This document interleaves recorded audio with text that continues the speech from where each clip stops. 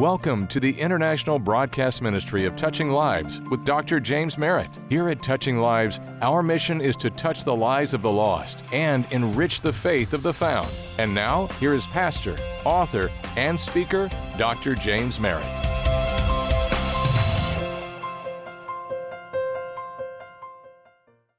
Have you ever wondered whether God has a plan for the end of the world, or maybe whether we're living in the end times right now? Next year, you can join me on a one-of-a-kind trip through Touching Lives, where we will explore the 7 churches of Asia Minor from the book of Revelation. I've never taken this trip. This trip will help you more clearly understand the Bible's prophecies about the last days. You can sign up right now at touchinglives.org. Or if you want to know more, I'll share the exciting details at the end of this broadcast. Stay tuned.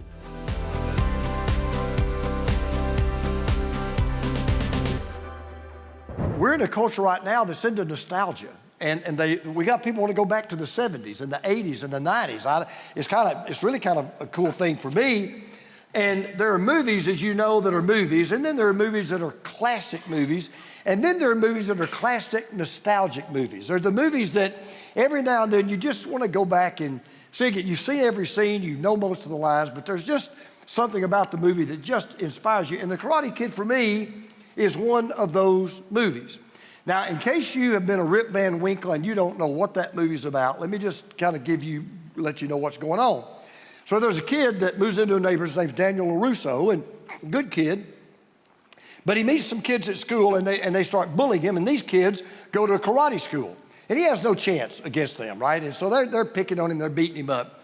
Well, he meets a man named Mr. Miyagi. He meets Mr. Miyagi. Mr. Miyagi is a karate champion. He finds it out. And so he asks Mr. Miyagi, would you help me? Mr. Miyagi kind of rescued him one night from getting beat up. And he said, would you teach me karate? And Mr. Miyagi says, yep, show up tomorrow morning. So he shows up, and he's expecting to get all these lessons.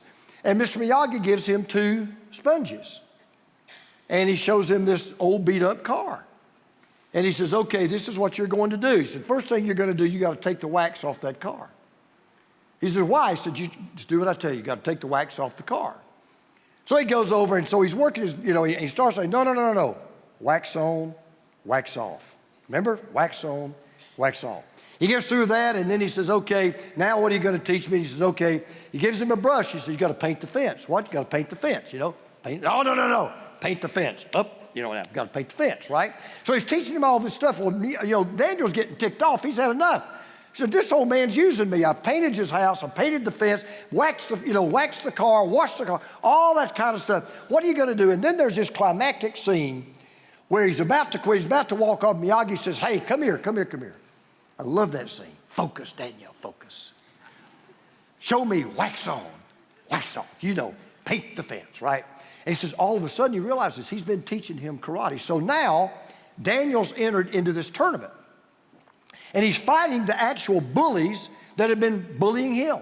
And he starts beating them one by one. So now he's in this match against his nemesis, the biggest bully that he's got. He's already got hit him. He's one blow away from winning the match. That's our culture. That's the culture we live in right now. It's the most uncivil culture I've known in all of my life. Sweep the leg. No mercy. You don't believe we live in that? You think I'm being cynical? Get on 85 tomorrow and drive down to work. That's all I got to tell you. No mercy on Interstate 85. Sweep the leg. No weakness. No mercy. Never pull back. Destroy, obliterate your opponent. Refuse to grant mercy. We're living in the most litigious society we've ever lived in. People don't want to sympathize. They want to sue. They want to take you to court over just the least little thing. And you know what's so interesting? We are so quick for ourselves to say, Lord, have mercy on me. But we're not real quick to say, Lord, have mercy on you. Lord, have mercy on others. And then we come to what's called the Beatitudes in the Gospel of Matthew, chapter 5. We've been in the sermon series. We're going to be in it for a while on the Sermon on the Mount. And we've been looking at these Beatitudes, and every one of these Beatitudes, Jesus keeps saying things that people go, wait a minute, that's not right. That can't be right because it's so countercultural. It is so counterintuitive. And I don't think Jesus said anything that was more counterintuitive and more countercultural to that culture than what he says today. He says, blessed are the merciful, for they will be shown mercy. But let me just tell you why Jesus said what Jesus said, why it was so. You got to be kidding me. He is in a Roman culture. They're under Roman denomination. There were Roman soldiers on every street corner. Mercy was not in the Roman vocabulary.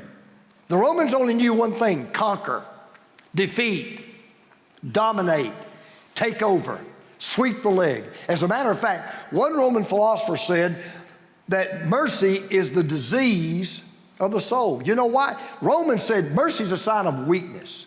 Mercy is only given by people who are cowards. They're afraid. They're not real men. No, here's what Romans valued. They valued power and domination and discipline and justice. As a matter of fact, this is really barbaric. But whenever a child was born into a Roman family, that father had the power of life and death over that baby. All he had to do when that baby came out of that mother's womb, if he did this, the baby lived. If he did that, the baby died. So if a Roman dad wanted to have a son, but instead he had a daughter, all he had to do was this. You know what they do to that baby? Take the baby to a river and drown the baby. No remorse, no regret, no sorrow. It was either up or down. You say, wow, how barbaric. We do the same thing today. We just don't wait till the baby's out of the womb. We do it when the baby's in the womb. Now, if you don't like that, I'm sorry. That makes you mad, that's your problem. Because let me tell you something. Sheer mercy alone would never abort an unborn baby. Sheer mercy alone would not abort an unborn baby. So when Jesus said, blessed are the merciful, everybody in that crowd looked at each other. The centurion looked at his men. The men looked at the centurion, and they all said something like this: wow, that's different. That's why we're calling this series Get Used to Different. Because Jesus was teaching something then that he's still teaching us today that they need to learn and we still need to learn, and that is God is a lot more concerned about your inward character than he is about your outward conduct. Because we don't understand what God's righteousness is all about. See, we think righteousness comes from the outside in. Jesus, no. Righteousness comes from the inside out. I'm a lot more concerned with your attitude, Jesus said, than I am with your action. I'm a lot more concerned with what you are than I am with what you do. Now, I want to say this. Character and conduct are they're both important. It's not that God's concerned about the one and he's unconcerned about the other. But I want you to hear this carefully. Conduct without character is meaningless. Character without conduct is useless. And so what Jesus is going to be telling us every single week we go through this sermon, here's the same thing. You'll say it over and over in 50 different ways, but here's what Jesus is going to say. And maybe this will wake some of you up and realize what's really going on here. You are not a Christian because you act like one. You act like one because you're a Christian. And that's what people don't understand. And that's why people, when they'll look at a Christian who maybe will fall down every then, or they'll look at them, you're just a hypocrite. We got hypocrites in the church, I'll agree. And by the way, if you say, I don't like church with do not like church with hypocrites, okay. If you ever find one that doesn't have any hypocrites, don't join it because you'll be the first one. Every church has hypocrites, I get that. But what people don't understand is, just like the Beatitudes say, it's all about your character. It's not just about your conduct. So I'm going to give you my message in one simple sentence today, just one. Here's what Jesus says. We will extend mercy to others when we have experienced mercy from God. We will extend mercy to others when we've experienced mercy from God. Now, let me just stop right here and just tell you, boy, I'm really preaching to me today. Because I have trouble with this beatitude maybe more than any other beatitude. If you study the Beatitudes, you'll be like me. You'll say, now that's the one that gives me trouble. That's the one that gives me trouble. I'm going to be very honest. Mercy gives me trouble. Mercy's not my gift. My spiritual gift is what we would call prophecy. I don't mean by telling the future, but my spiritual gift is just taking the Word of God and saying, this is what God says, this is what you need to do. I tell my staff sometimes, when it comes to mercy, I'm fresh out. I just don't have a lot of mercy. I just don't. I mean, you know, when people cut me off on the freeway, can I tell you why I act like Jesus when people cut me off on the freeway? Because now we're living in a day where if you don't, people may shoot you. It's not because I'm merciful. It's not because, oh, Pastor, how patient. Oh, no. I don't want to run them off the road. But I value my life. But my point is simply this. You've got to work at being merciful. It takes work. And so what Jesus is going to do, he's going to teach all of us today something we all need to learn. Well, how can I be merciful? How should I be merciful? And why do I need to be merciful? So if you're taking notes, write this down. Number one, Jesus said we should seek mercy. We should seek mercy. Hear what he said again. He said, blessed are the merciful. Now that begs the question, what does that mean? I mean, what does it mean to be merciful? Well, let me tell you first of all what it doesn't mean. To be merciful doesn't mean that you're weak. It doesn't mean that you're soft. It doesn't mean that you don't believe in justice when justice is demanded. Because let me tell you something. God is a God of justice, and we ought to be grateful that he is. God punishes sin. We ought to be grateful that he does. But the Bible's very clear. God is not just a God of justice. He's also a God of mercy. He's not just a God of mercy. He is a God of grace. In fact, one of the best ways to understand what we mean by mercy is to compare it to those two other qualities, both of which are true of God. That's justice and grace, all right? We know that God is a just God. We know that God is a gracious God. We know that God is a merciful God. Well, what is the difference, all right? I've told you this before, but it bears repeating. Justice is when you give someone what they deserve. Now, let's all be honest. That's our default position. When somebody does us wrong, what's our first thought? Get them back, get even, make sure they pay for what they did. That's just the way we're just built that way. The first thing we want for somebody else, we want justice. That's just where we go. It's kind of interesting. We want justice for everybody else, but for us, we want mercy and grace. Isn't that strange how that kind of works out, right? But we want justice, right? Justice is when you give someone what they deserve. Well, what's grace? It's just the opposite. Grace is when you give someone what they don't deserve. All right, this guy did something bad. He doesn't deserve to be forgiven, but I'll do it anyway, right? And grace doesn't come naturally, it comes supernaturally. But now mercy's different. Justice is when you give people what they do deserve. Grace is when you give them what they don't deserve. But mercy is when you give someone, you don't give someone what they do deserve. And so here's why justice is easy. Justice doesn't take any effort at all. You do something to me, I do something to you. You hit me, I hit you back. Anybody can do that. You got to work at grace. You got to work at mercy. Now, don't confuse mercy and grace. Grace is the source of mercy. If you're full of grace, then you'll be full of mercy. Put it this way. Mercy is what grace gives us that we don't deserve. Grace is the fountain, mercy is the river. Grace is the tree, mercy is the fruit. Grace is the giver, mercy is the gift. So to put it simply, mercy is not giving people what they deserve. And it has to come from a heart of grace, because if you've got a heart of grace, then you're willing to give someone what they don't deserve and not give them what they do. So let me just define mercy for you in one word. We're going to expand on it. In effect, what mercy is sympathy. Now, we've all heard that word, but we don't really understand it. The word sympathy comes from two Latin words, and it means to feel with. It literally means you get into someone's skin, you get into someone's shoes, and you feel the hurt that they feel, and you're willing to do something about it. And the reason why a lot of us really are not merciful is we don't want to put the work in to be merciful, because I'm going to say it again. You got to work at being merciful. You got to work at being gracious. No work, no effort, no sweat in being just. But here's our problem.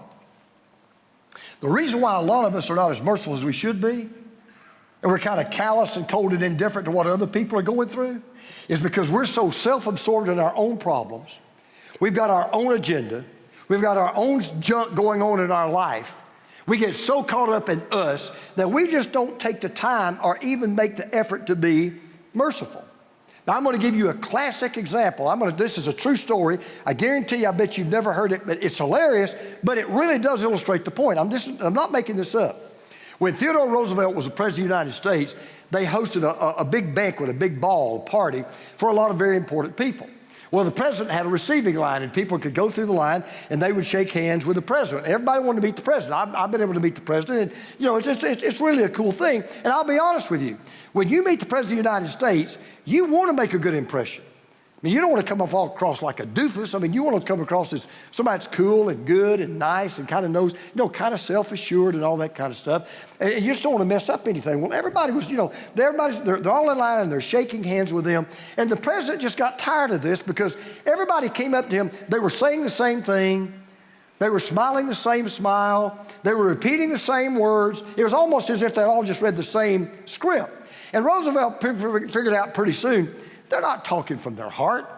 They're just talking with their mouth. They're just trying to impress me. They don't care about what I might be going through. They don't care about anything I've got to say. So about halfway through greeting these people, he did something. It's outrageous, but it's hilarious. He was so convinced that nobody was listening to anything he said, so convinced nobody cared what he had to say or what might be on his heart. He was so convinced all these people want to do is just suck up to me and make me like them. He began to do this. With every guest that would come up and shake his hand, they would say, "Hello, Mr. President," and he would say, "I murdered my grandmother this morning." Every guest that came up. "Good morning, Mr. President. I murdered my grandmother this morning." Here was the responses he got. One person said, "Wonderful." Another person said, "Keep up the good work." Another person said, "How lovely, Mr. President."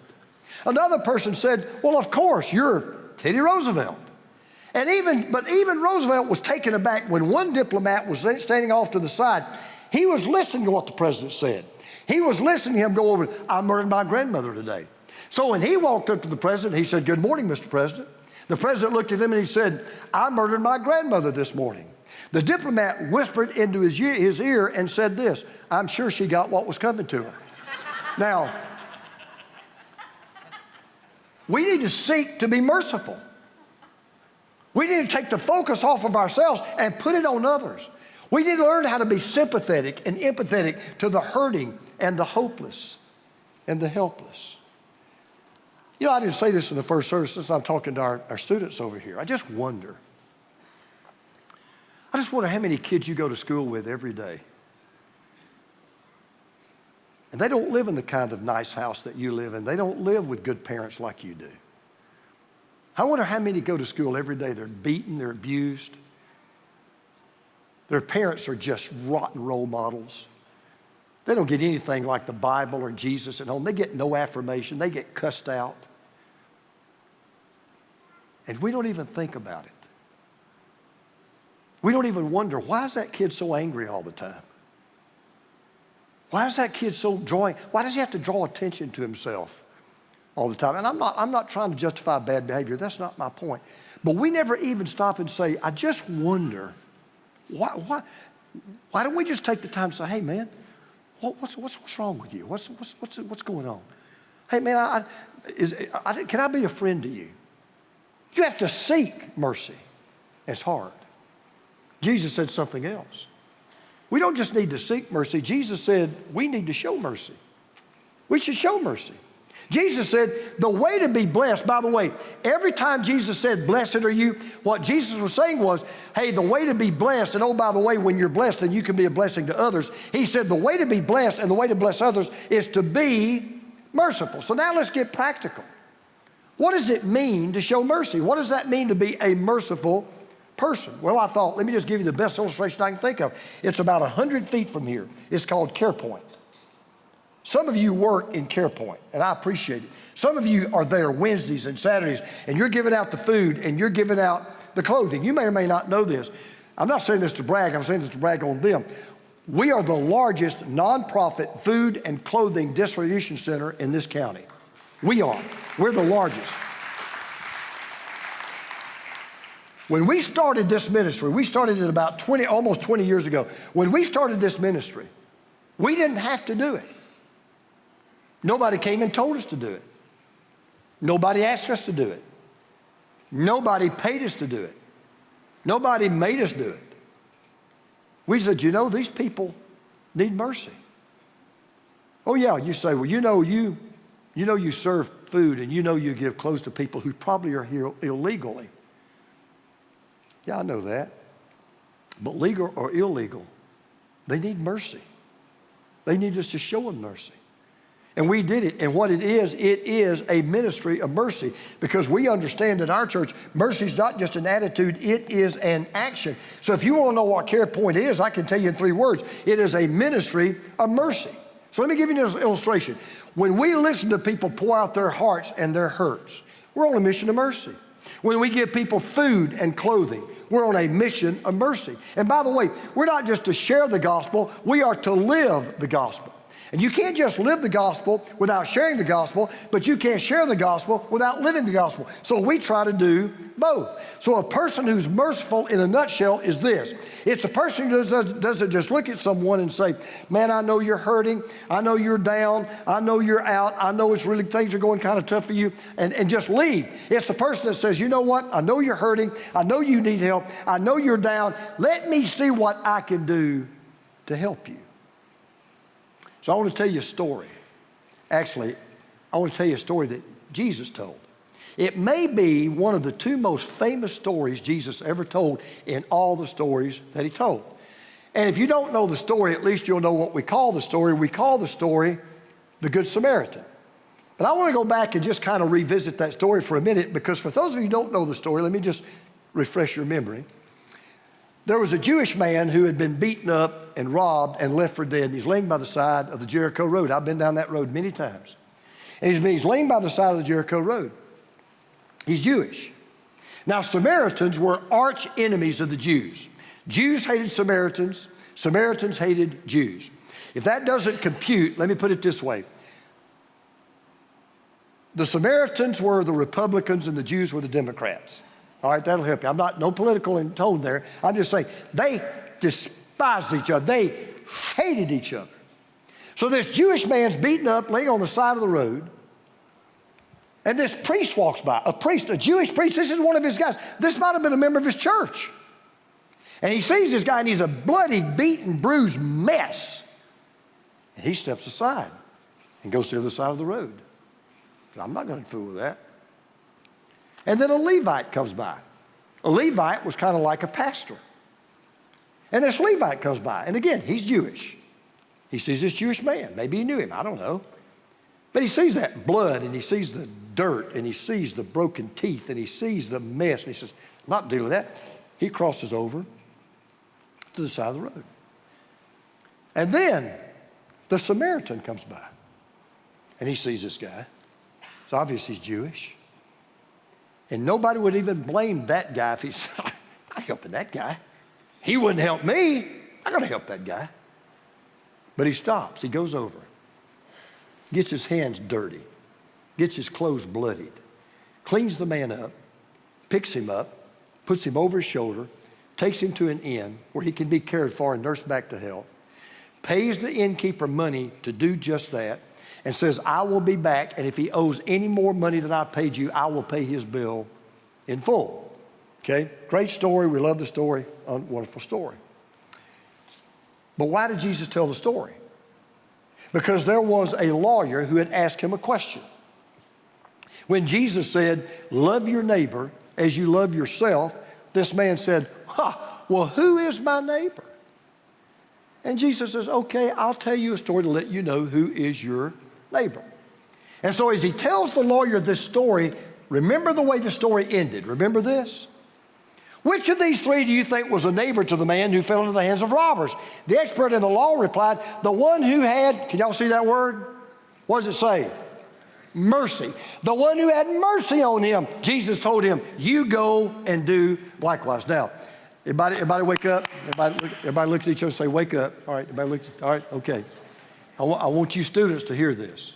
This will be a lesson you'll remember 35, 40 years from now. You got to go to school, got to go to high school, go to college, graduate. You're going to get out in the real world. When you get out in the real world, you're going to find three groups of people. Everywhere you go, doesn't matter where you go. New York, Chicago, London, Paris, Brazil, Rio de Janeiro, doesn't matter where you go. Everywhere you go, you always will find the same three groups of people. Exactly. They're all in the story. You ready? First of all, there are people who will beat you up. They're out there. Robbers, thieves, bullies, murderers, terrorists, child abusers, sex traffickers, carjackers. They're all out there. They'll lie, they'll cheat, they'll steal, they'll embezzle, they'll bankrupt you, they'll take your credit card, they'll hack into your account. They will beat you up. They're out there. We all know that. But then there's a second class of people. The first class, they'll beat you up. But the second group, they'll pass you up. They may feel sorry for you, or they may not feel anything. But anyway, it doesn't matter. Let me tell you what they're not going to do. They're not going to stop to help. They're not going to give you a helping hand. They're not going to interrupt their agenda. They're not going to interrupt their calendar. They're not going to take a dime out of their wallet. They're not going to take an hour out of their day. They're not going to take a day out of their calendar. They've got their own deal going on, and their attitude is, I do not want to get involved. And the world is full of them. Let me tell you a story. Some of you may remember this. Most of you are not old enough. But in the 1970s, there was a woman in New York City who was walking to her apartment. And she was walking in an alleyway between two apartments. And this man attacked her and began to rape her and began to stab her. This woman began to scream at the top of her lungs. This is about 10 o'clock at night in New York City. She was ultimately raped and stabbed to death. I want you to listen to this. 38 people heard this going on. 38 people. 38 people opened their windows, opened their shades, opened their blinds, and looked down, and they saw what was going on. You know what those 38 people did? They shut their windows, closed their blinds, turned the television up and the radio up so they could not hear this woman scream, and they let that woman get raped and stabbed to death and did not one thing about it. 38 people. When the policeman interviewed them and asked them why they didn't do it, they all said exactly the same thing. I didn't want to get involved. There will people, they will beat you up. And there are people, they will pass you up. And I hate to say it, but that's where the vast majority of people live today. They say, oh, we care, but we don't want to show mercy. But then thank God, and you'll find this. And I hope you're one of those. I want to be one of those. Yeah, there are people that'll beat you up. There are people that'll pass you up. But I want to tell you, there are people who will pick you up. They'll stop. They'll say, wait a minute. You need help, and I'm going to help you. If you're hurting, they'll give you a listening ear. If you need something and they have it, they'll give it to you. They won't just go the first mile. They'll go the second mile and the third mile and the fourth mile and the fifth mile. If they ask you for something, you're going to give it. If you seek mercy or need mercy, they show mercy. Now, I know you know all this, and I know you say, yeah, you know I'm right, but let me just be honest now, when we get really practical. The hardest person to show mercy to, the most difficult person to show mercy to, is the person that's hurt you the most. It's the person that left you holding the bag. Maybe there's a single mother in here right now, and you're seething, your veins are about to pop out, you're about to have smoke come out of the top of your head. You don't know what my husband did to me. I put him through college. I put him through medical school. I put him through law school. I had 3 children. He meets a younger chick, leaves me, and I've been a single mom for 20 years. I had to work 2 jobs to take care of my kids because he didn't pay alimony, he didn't pay child support, and you're telling me to show him mercy. You know what, Pastor? You just don't know what I've gone through. No, ma'am, I don't. You say, well, they don't deserve to be forgiven. No, ma'am, they don't. But God requires you to do it anyway. And now you say the big question, why? Just tell me why. Before I say that, let me just warn you of something. I'm not going to sugarcoat this message. Mercy is a burden that's heavy. If mercy was easy to give, everybody'd be merciful, right? Isn't that right, Wayne? If it's easy, everybody do it. So why is it so hard to be merciful? Because it's a burden that's so heavy. Can I tell you one burden that's heavier than that? It's a burden called bitterness. There is no heavier burden than bitterness. Can I tell you why? The more you carry bitterness, the heavier it gets. The more you carry bitterness, the harder it is to carry. Because let me tell you two things about bitterness. Number one, bitterness is hurtful.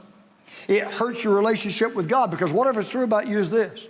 If you're not right with somebody else and you've not tried to make it right, you're not right with God. But you don't know, I don't have to know. Well, you don't know, I don't need. If there's someone you're not right with and you've not tried to make it right, then you're not right with God. It's hurtful. But it's also hateful.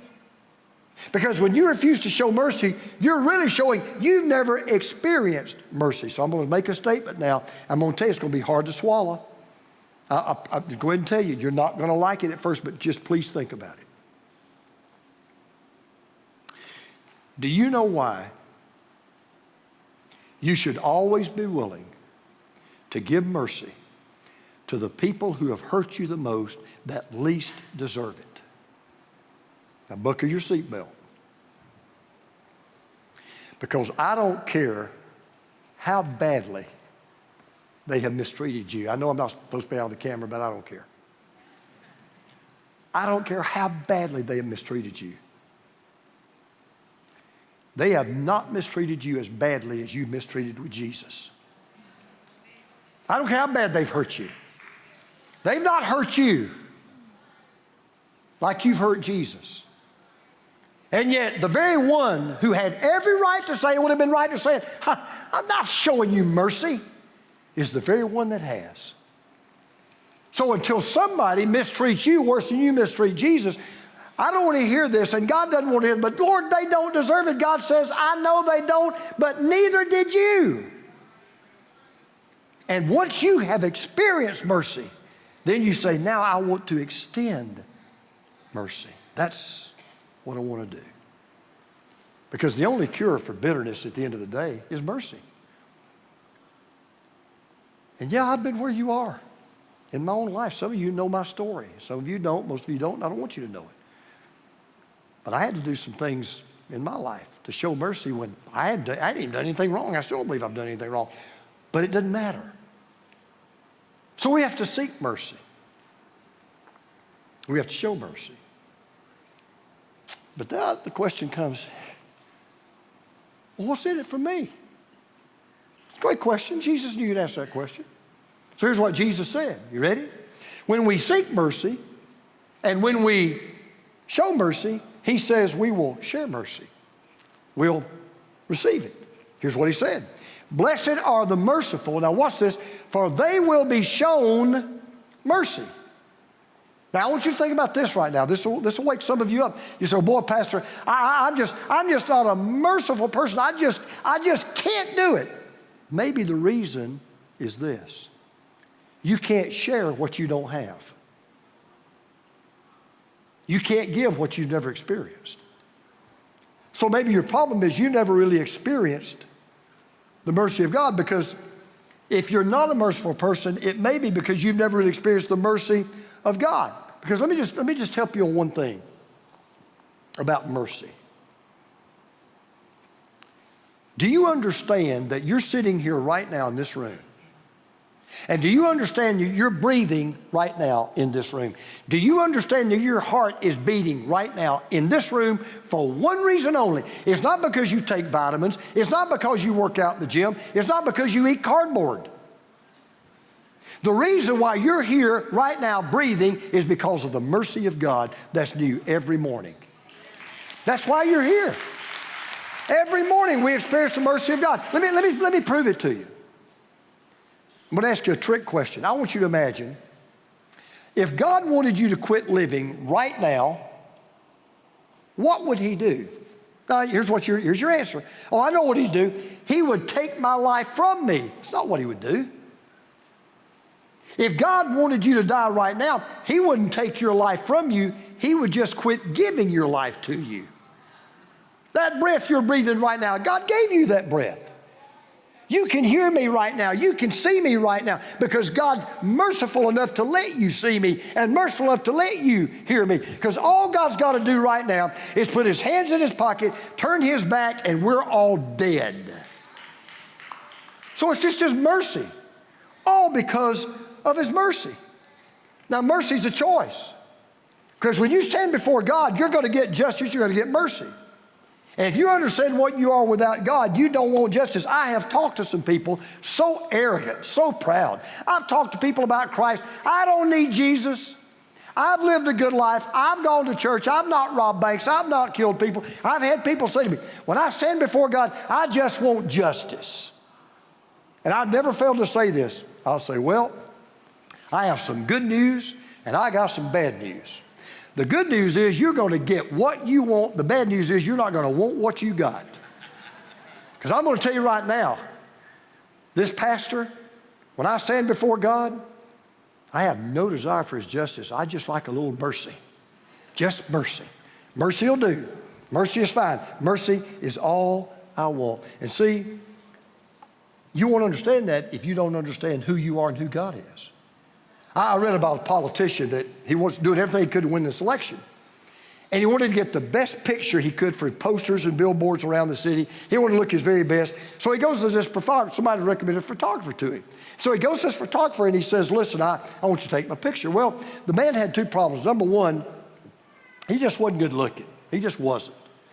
And number two, he just wasn't really photogenic, right? And those are two bad combinations. But this photographer he went to, he was a straight up guy. He didn't airbrush things and all that stuff. He just took your picture. So when the politician got the pictures, he was so upset. He called the photographer. He says, where are you? He says, I'm in my office. He says, I'm coming to see you right now. He was hot. So he walks into this photographer's office and he throws those pictures down on the desk. He says, this is terrible. He says, what do you mean? He said, those pictures don't do me justice. The photographer didn't even flinch. He said, sir, to be very honest, with a face like yours, you don't need justice, you need mercy. I got news for you. I don't care how good you are or how good you think you are. You need mercy. Everybody needs mercy. We all need to receive God's mercy. We all need to reciprocate God's mercy. So let me tell you a little history story. It actually happened, we'll be done. There was a mother who went to visit Napoleon, the king of the ruler of France, because her son had been sentenced to death. It was his second offense, and justice demanded his death. He deserved to die. But this mother goes to Napoleon, and she pleads for the life of her son. And after he heard her plea, Napoleon looked at the mother and he said, ma'am, I'm sorry, but justice demands that your son should die. She said, yes, sire, I understand that, but I didn't come to ask for justice. I came to ask for mercy. Napoleon looked at the woman and he said, but ma'am, he doesn't deserve mercy. And the mother looked at Napoleon and said, sir, it would not be mercy if he deserved it. And mercy is all I'm asking. And I'm asking for a mom, as a mom with a broken heart, that just is asking you to show her son mercy. When she said that, Napoleon turned his back because he did not want the mother to see the tears coming down his cheeks. He turned back around and he looked at his mother.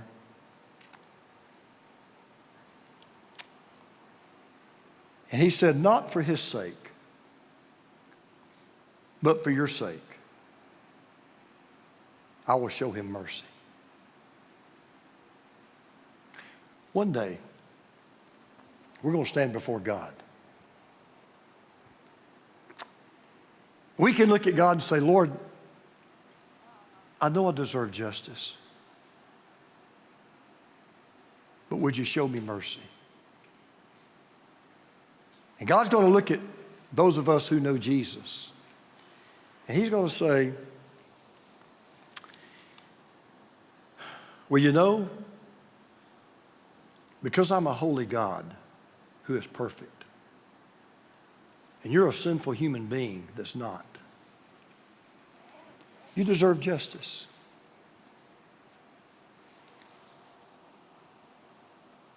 But I'm going to show you mercy. Not because of you, because of what my son did for you on the cross. I'm going to show you mercy.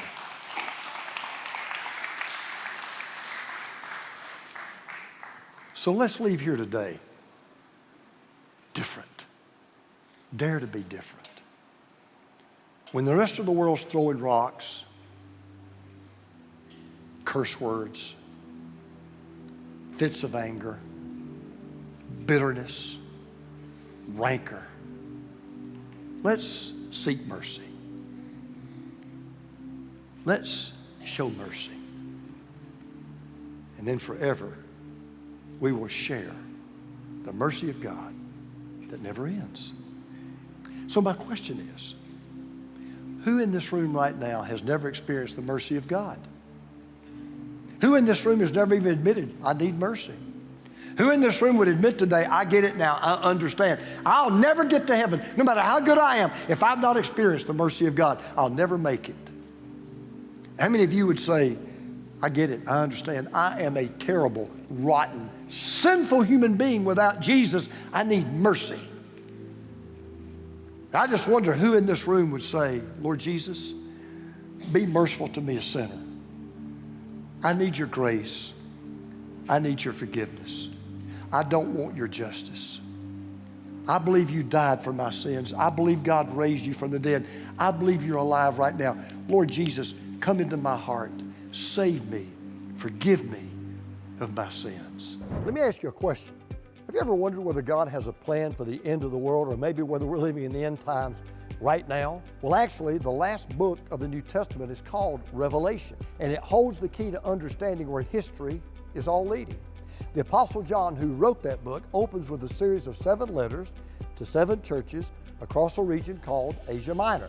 I have always wanted to visit those churches and teach what the Bible says about them, and now for the first time in my life, and next April, I'm going to journey there, and I'd like for you to consider joining me for this once-in-a-lifetime opportunity. On this tour, we will visit all 7 churches of the Revelation, explore what the Scriptures teach us about them. Plus, we'll visit with many other world-renowned locations, such as the site where the Trojan war horse legend took place. You do not want to miss this life-changing trip. Space is limited. We expect this trip to sell out and sell out soon. So book your spot to join us today. You can register at touchinglives.org or under the events section of our mobile app. Can't wait to go. Want to see you there.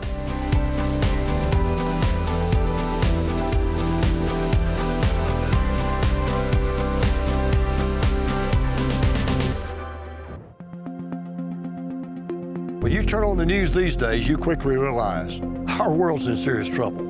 People need Jesus like never before. If you're a believer, you've got to work extra hard to stand firm and stay strong in these troubling times. I've heard it said that without action, the best intentions in the world are nothing more than that, intentions. So I want to give you 3 actionable tools designed to intentionally deepen your faith.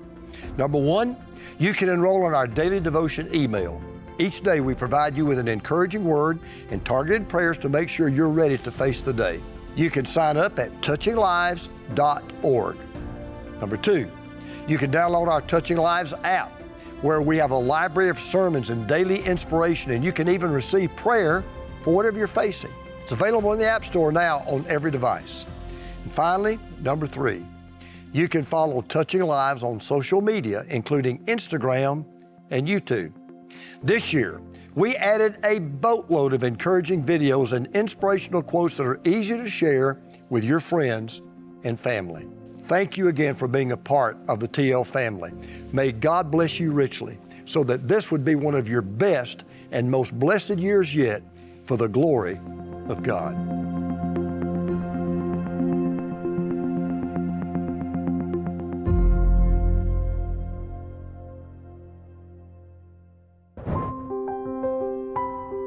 Touching the lives of the lost and enriching the faith of the found. This is Touching Lives with Dr. James Merritt.